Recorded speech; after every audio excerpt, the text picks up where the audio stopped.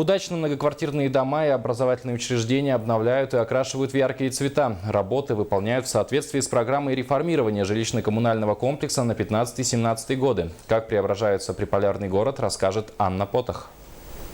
Это центр дополнительного образования в Удачном, бывшая школа номер 20. 3 года помещение было закрыто на ремонт. Делают его за счет бюджета Мирнинского района. До сентября планируют закончить все работы и внутри, и снаружи, рассказывает исполняющая обязанности директора Ольга Мелихова. Яркие цвета выбрали для фасада здания не случайно. Хотели, чтобы оно получилось веселым и солнечным, так как каждый день сюда будут приходить дети.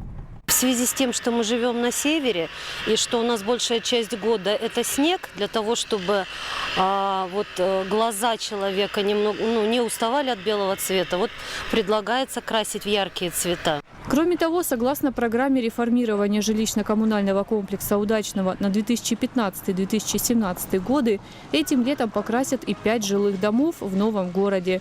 Работы уже ведутся в домах номер 8, 11, 12 и 14. Краску также выбирали яркую и морозоустойчивую.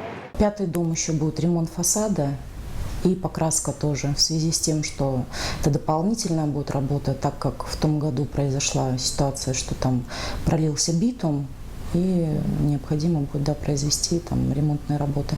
Цветные дома не остались без внимания местных жителей. По их словам, яркие краски поднимают настроение и украшают город. Да, нравится, как еще светлее, и город, в смысле, ярче становится.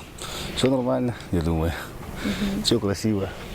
Цвет, действительно, после замечаний в адрес администрации, действительно, дома стали более-менее приемлемого цвета, особенно в районе церкви. Разноцветные дома уже стали визитной карточкой Удачного. В планах у городских властей привести в порядок и другие административные здания, чтобы к 50-летнему юбилею алмазный город стал как новый.